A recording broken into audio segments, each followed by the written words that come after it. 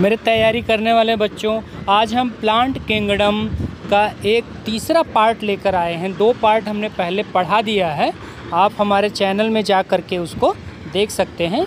ये हमारा चैप्टर जो है एनसीईआरटी बायोलॉजी पे आधारित है। इसमें जो क्वेश्चन बार बार आपके एसएससी में, एमपीपीसीएस में, यूपीपीसीएस और रेलवे में, ग्रुप डी में पूछे जाते हैं क्वेश्चन जो बार बार, उसको हमने लिया है।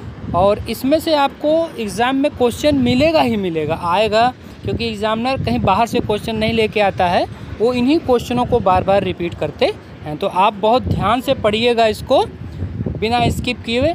अगर आपको मेरा ये वीडियो ज़रा सा भी लाभदायक लगता है तो आप मेरे चैनल को लाइक, शेयर और सब्सक्राइब ज़रूर से ज़रूर करें। आप लोग लाइक शेयर नहीं करते हैं, बहुत कंजूसी करते हैं। चलिए अब मैं बहुत कम समय लेते हुए अपना क्वेश्चन स्टार्ट करते हैं। हम क्वेश्चन है, कवकों का उच्च वर्ग के पौधों की जड़ों से संबंध को क्या कहते हैं? हमारे ऑप्शन है परजीवी, माइकोराइजा, लाइकेन, इनमें से कोई नहीं। तो आपका जो राइट आंसर हो जाएगा वो हो जाएगा माइकोराइजा। जो होता है वो कवकों का उच्च वर्ग के पौधों की जड़ों से संबंध होता है। चलिए नेक्स्ट क्वेश्चन की तरफ बढ़ते हैं। पाश्चुरीकरण, पाश्चराइजेशन क्रिया में दूध गर्म किया जाता है।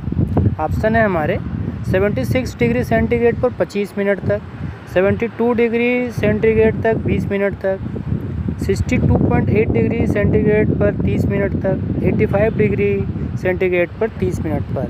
आपको सही ऑप्शन बताना है इसमें से। तो हमारा जो सही ऑप्शन हो जाएगा वो हो जाएगा 62.8 डिग्री सेंटीग्रेड पर 30 मिनट तक। चलिए नेक्स्ट क्वेश्चन की तरफ चलते हैं। स्वतंत्र रूप से भूमि में रहने वाला अवायवी एनारोबिक जीवाणु जिसमें नाइट्रोजन स्थिरीकरण करने की क्षमता होती है वह है, हमारे ऑप्शन है एजोटोबैक्टर, राइजोबियम, क्लास्ट्रीडियम, उपरोक्त सभी। तो जो आपका राइट ऑप्शन हो जाएगा इसमें क्लास्ट्रीडियम जो होता है ये आपका स्वतंत्र रूप से भूमि में रहने वाला एनारोबिक जीवाणु है जो नाइट्रोजन स्थिरीकरण की क्षमता रखता है। चलिए नेक्स्ट क्वेश्चन की तरफ चलते हैं। निम्नलिखित में कौन सा कवकनाशी है? डीडीटी, बॉर्डेक्स मिश्रण, 2,4-D काइनेटिन। तो राइट ऑप्शन आपका हो जाएगा इसमें से बॉर्डेक्स मिश्रण। जीवाणु में माइटोकॉन्ड्रिया के समृद्धि अंग को कहते हैं राइबोसोम, माइक्रोसोम, मीसोसोम, एपिसोम।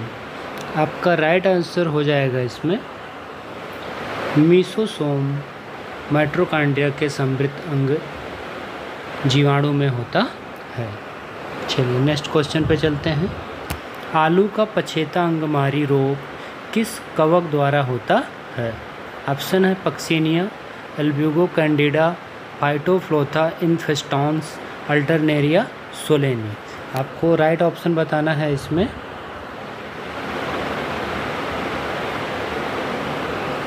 तो आपका राइट ऑप्शन हो जाएगा फाइटोफ्लोथा इन्फेस्टॉन्स। चलिए नेक्स्ट क्वेश्चन पे चलते हैं। प्रतिजैविक को मुख्यतः प्राप्त किया जाता है वायरस से, कवकों से, जीवाणुओं से, शैवालों से। आपका राइट ऑप्शन हो जाएगा प्रतिजैविक एंटीबायोटिक को हम जीवाणुओं से प्राप्त करते हैं। चलिए नेक्स्ट क्वेश्चन पे चलते हैं। ईस्ट कोशिका में मुख्य विकर होता है। आपके ऑप्शन है माल्टेज, जाइमेस, एमाइलेस, लाइपेज। आपका राइट ऑप्शन हो जाएगा जाइमेस। चलिए नेक्स्ट क्वेश्चन पे चलते हैं। टेरिडोफाइट को कहते हैं संवहनी पौधे, असंवहनी पौधे, संवहनी, अपुष्पोद्भिद, फेनरोगेम्स, इनमें से कोई नहीं। तो आपका जो राइट ऑप्शन हो जाएगा इसमें संवहनी अपुष्पोद्भिद, वैस्कुलर क्रिप्टोगैम टेरिडोफाइट को कहते हैं। चलिए नेक्स्ट क्वेश्चन पे चलते हैं। भूमि में सर्वाधिक संख्या में माइक्रोफ्लोरा पाया जाता है। कवक के रूप में, शैवाल के रूप में, जीवाणु के रूप में, घास के रूप में। तो भूमि में सर्वाधिक संख्या में माइक्रोफ्लोरा जीवाणु के रूप में पाया जाता है। नेक्स्ट क्वेश्चन पे चलते हैं। आलू की अग्र अंगमारी early blight rot of potato किस कवक के कारण होता है? फाइटोफ्लोथा इन्फेस्टॉन्स, पेनिसिलियम, अल्टरनेरिया सोलेनी, उपरोक्त सभी। तो अर्ली ब्लाइट ऑफ पोटैटो रोग अल्टरनेरिया सोलेनी द्वारा होता है। नेक्स्ट क्वेश्चन पे चलते हैं। भूमि की उर्वरकता को घटाने वाला जीवाणु है एजोटोबैक्टर, नाइट्रोसोमोनास, थायोबैसिलस डिनाइट्रिफिकेंस, नाइट्रोबैक्टर। तो आपका राइट ऑप्शन हो जाएगा इसमें थायोबैसिलस डिनाइट्रिफिकेंस। बाकी जो ऑप्शन हैं ये सभी भूमों की उर्वरकता को बढ़ाते हैं। चलिए नेक्स्ट क्वेश्चन में चलते हैं। मूंगफली के टिक्का रोग का कारण कौन सा कवक है? Alternaria, Cystopus, Cercospora, Helminthosporium. तो आपका राइट ऑप्शन इसमें हो जाएगा सर्कोस्पोरा मूंगफली के टिक्का रोग का कारण होता है। नेक्स्ट क्वेश्चन पे चलते हैं। लेग्यूमिनेसी कुल की जड़ों में पाई जाने वाली गांठों में उपस्थित लाल वर्णक कहलाता है बैक्टीरियोविरिडीन, bacteriochlorophyll, leg haemoglobin, Chlorobium chlorophyll. तो आपका राइट ऑप्शन हो जाएगा इसमें लेग हीमोग्लोबिन। नेक्स्ट क्वेश्चन पे चलते हैं। प्रथम प्रतिजैविक पृथक किया गया स्ट्रेप्टोमाइसिन, पेनिसिलियम, टेरामाइसिन, उपरोक्त सभी। तो आपका प्रथम एंटीबायोटिक टेरामाइसिन को पृथक किया गया था। नेक्स्ट क्वेश्चन पे चलते हैं। शर्करा का ईस्ट द्वारा पिंडलीकरण करने पर कौन सा उत्पाद प्राप्त होता है? Ethyl alcohol, methyl alcohol, glucose या फ्रुक्टोज, फिनॉल। तो आपका राइट ऑप्शन हो जाएगा इसमें एथिल अल्कोहल। ये नेक्स्ट क्वेश्चन की तरफ चलते हैं। बाटुलिज्म क्या है? मनुष्य का चर्म रोग है, जीवाणुओं से उत्पन्न खाद्य विषाक्तता है, जीवाणुओं द्वारा उत्पन्न कोई भी रोग, मृत पदार्थों का विघटन। तो आपका जो इसमें राइट ऑप्शन हो जाएगा वो हो जाएगा बाटुलिज्म जो होता है बच्चों, वो जीवाणुओं से उत्पन्न खाद्य विषाक्तता होती है। चलिए नेक्स्ट क्वेश्चन की तरफ चलते हैं। स्थल पर सर्वप्रथम उगने वाले पौधे हैं आवृतबीजी पौधे, ब्रायोफाइटा, टेरिडोफाइटा, अनावृतबीजी। तो स्थल पर उगने वाले सबसे प्रथम पौधे वो ब्रायोफाइट्स होते हैं। इन्हें पौधों का उभयचर भी कहते हैं। चलिए हम नेक्स्ट क्वेश्चन की तरफ बढ़ते हैं। निम्न में जलीय टेरिडोफाइट है साल्विनिया एवं एजोला, सेलेजिनेला व लाइकोपोडियम, डायोप्टेरिस एवं टेरिस। इनमें से कोई नहीं। तो हमारा जो राइट ऑप्शन हो जाएगा इसमें हो जाएगा साल्विनिया एवं एजोला जलीय टेरिडोफाइट होते हैं। चलिए नेक्स्ट क्वेश्चन की तरफ बढ़ते हैं। क्रिसमस वृक्ष, क्रिसमस ट्री है, क्या है ये? थूजा है, थाइकस है, इफेड्रा है, एरोकेरिया है। तो हमारा जो राइट ऑप्शन हो जाएगा इसमें क्रिसमस वृक्ष जो होता है वो एरोकेरिया होता है। चलिए नेक्स्ट क्वेश्चन की तरफ बढ़ते हैं। अंडाशय विहीन पुष्पोद्भिद टेरिडोफाइट है, ब्रायोफाइटा है, जिम्नोस्पर्म है, एंजियोस्पर्म है। तो आपको इसमें से राइट ऑप्शन बताना है। तो हमारा जो राइट ऑप्शन हो जाएगा इसमें वो हो जाएगा जिम्नोस्पर्म जो होता है वो अंडाशय विहीन पुष्पोद्भिद होता है। चलिए नेक्स्ट क्वेश्चन की तरफ बढ़ते हैं। रेजिन व तारपीन प्राप्त किया जाता है बीज से, पाइनस से, साइकस से, एबीज से। तो जो राइट ऑप्शन है आपका इसमें पाइनस से हम रेजिन और तारपीन प्राप्त करते हैं। चलिए अभी नेक्स्ट क्वेश्चन की तरफ बढ़ते हैं हम। संसार में सबसे लंबा वृक्ष है, क्या है? पाइनस है, सिकोया है, इफेड्रा है, यूकेलिप्टस है। आपको इसमें राइट ऑप्शन बताना है।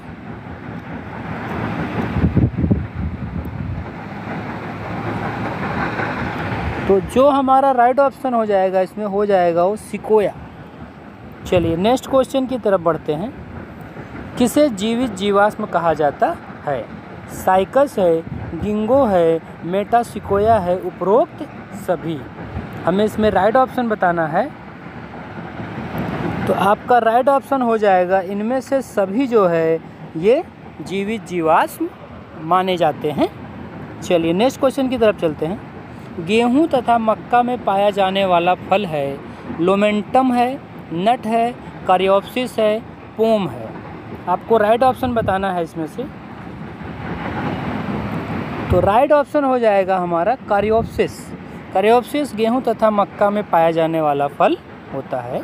चलिए नेक्स्ट क्वेश्चन की तरफ बढ़ते हैं। अनार में खाया जाने वाला भाग है भ्रूणपोष है, बीज का रसदार वाह्यचोल है, मांसल पुष्पासन है, मांसल बीज चोल है। आप राइट ऑप्शन बताइए इसमें। तो इसमें आपका राइट ऑप्शन हो जाएगा बीज का रसदार वाह्यचोल।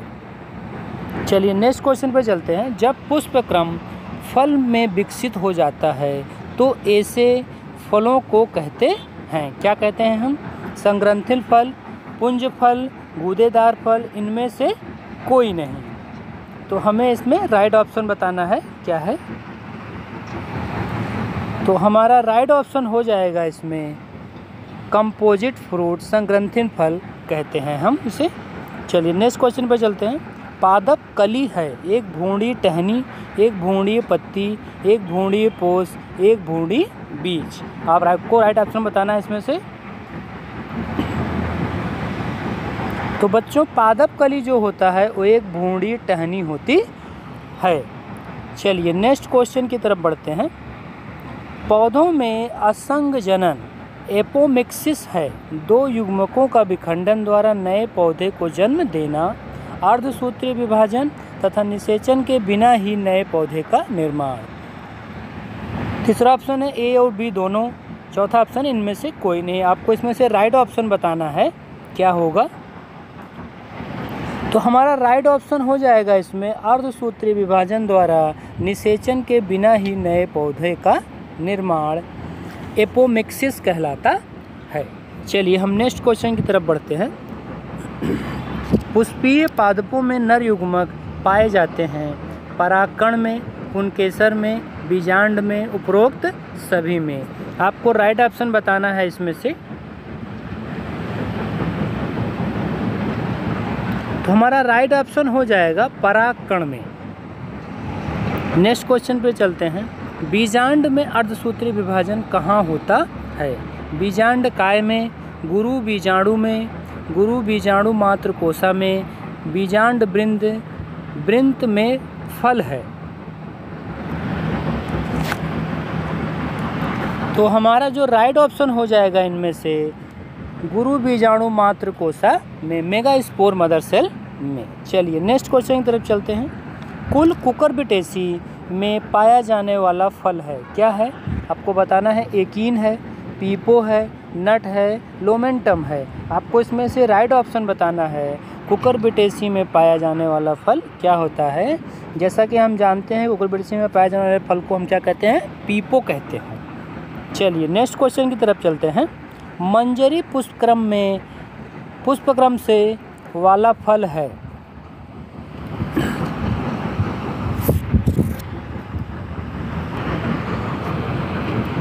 नेक्स्ट क्वेश्चन है हमारा, मंजरी पुष्पक्रम से विकसित होने वाला फल है। आपके ऑप्शन हैं साइकोनस, सोरोसिस, लोमेंटम, फली। तो आपका राइट ऑप्शन हो जाएगा इसमें मंजरी पुष्पक्रम से विकसित होने वाला फल है वो सोरोसिस होता है। चलिए नेक्स्ट क्वेश्चन की तरफ चलते हैं। जब फल भित्ति बीजावरण से जुड़ी रहती है तथा फल में केवल एक बीज हो तब उसे कहते हैं, उसे क्या कहते हैं हम? हमारे ऑप्शन है नट है, फॉलिकल है, करियोप्सिस है, अस्थि फल है। तो आपका जो राइट ऑप्शन हो जाएगा इसमें वो हो जाएगा फॉलिकल। चलिए नेक्स्ट क्वेश्चन की तरफ बढ़ते हैं। केला है, क्या है? सरस फल है, पोम है, पोप है, लोमेंटम है। आपको इसमें से राइट ऑप्शन बताना है। तो केला बच्चों बेरी होता है, सरस फल होता है। चलिए नेक्स्ट क्वेश्चन की तरफ चलते हैं। भ्रूण अनुपस्थित होता है, किसमें अनुपस्थित होता है? शैवालों में, ब्रायोफाइट्स में, टेरिडोफाइट्स में, अनावृत बीजी में। तो भ्रूण जो होता है बच्चों वो आपका ब्रायोफाइट्स, टेरिडोफाइट्स और अनावृत बीजी में पाया जाता है। शैवालों में भ्रूण नहीं पाया जाता है। चलिए नेक्स्ट क्वेश्चन की तरफ बढ़ते हैं। निम्नलिखित में से कौन सा ग्राम पॉजिटिव एवं ग्राम नेगेटिव बैक्टीरिया के अंतर के लिए उत्तरदायी है? कोशिका झिल्ली, कोशिका दीवार, राइबोसोम, उपरोक्त में से कोई नहीं। आपको इसमें से राइट ऑप्शन बताना है।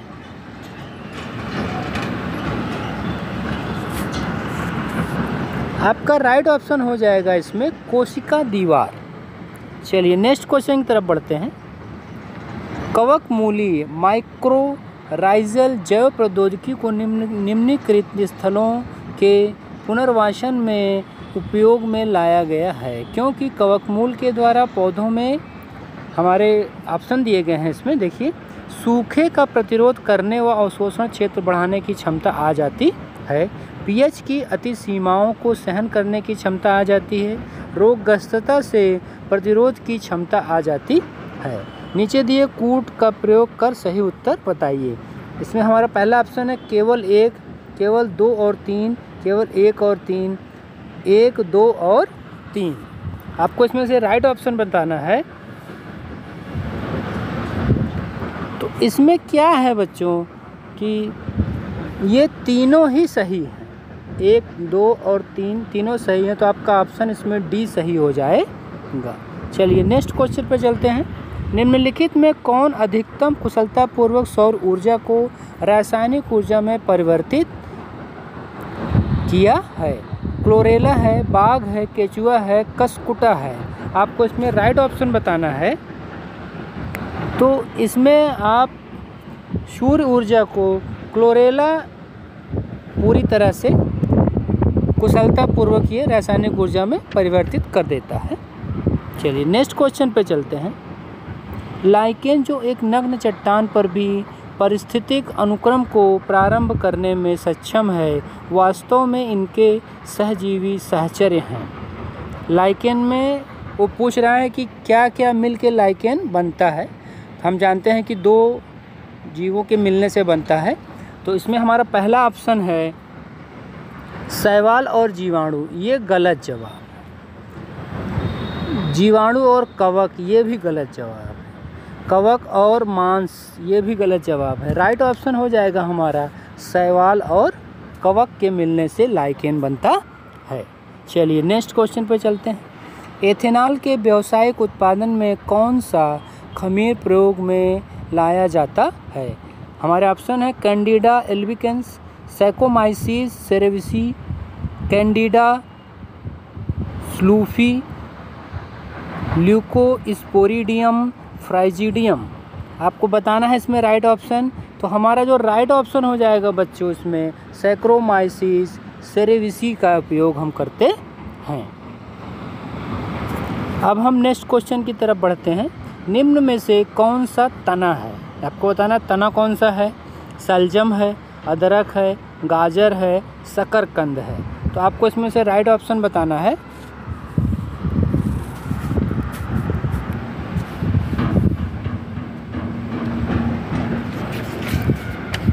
हमारा राइट ऑप्शन हो जाएगा बच्चों इसमें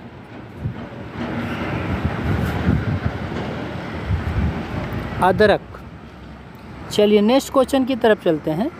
निम्नलिखित में से कौन सा वायु प्रदूषण के जैविक सूचक का प्रसिद्ध उदाहरण है? लाइकेंस है, मेथिल मर्क्यूरी है, गुलाब का पौधा, सूरजमुखी का पुष्प। तो जो हमारा जैविक सूचक है वो लाइकेन है। अगर सल्फ़र का प्रदूषण अधिक बढ़ जाता है, सल्फ़र डाइऑक्साइड का, तो लाइकेन धीरे धीरे ख़त्म होने लगती है। चलिए नेक्स्ट क्वेश्चन पर चलते हैं। निम्नलिखित में से कौन सा जैविक नाइट्रोजन निर्धारण से संबंधित है? लाल शैवाल, भूरा शैवाल, हरा शैवाल, नीला हरा शैवाल। आपको इसमें राइट ऑप्शन बताना है क्या है। तो बच्चों इसमें हमारा जो राइट ऑप्शन हो जाएगा ये लास्ट वाला हो जाएगा, नीला हरा शैवाल। चलिए नेक्स्ट क्वेश्चन पे चलते हैं। नाइट्रोजन स्थिरीकरण जीवाणु किस पौधे की जड़ के साथ संयोजन करते हैं? दालें, चावल, गेहूं, गन्ना। नाइट्रोजन स्थिरीकरण के जीवाणु बच्चों दालों के पौधों की जड़ों के साथ में संयोजन करते हैं। चलिए नेक्स्ट क्वेश्चन पे चलते हैं। निम्नलिखित में कौन सा पदार्थ वृक्ष से प्राप्त किया जाता है? हींग है, शिलाजीत है, सुहागा है, उपरोक्त में से कोई नहीं। ये क्वेश्चन हम पहले भी पढ़ चुके हैं अपने पुराने लेक्चर में। तो हींग जो है ये हमें पौधे की जड़ से प्राप्त होता है।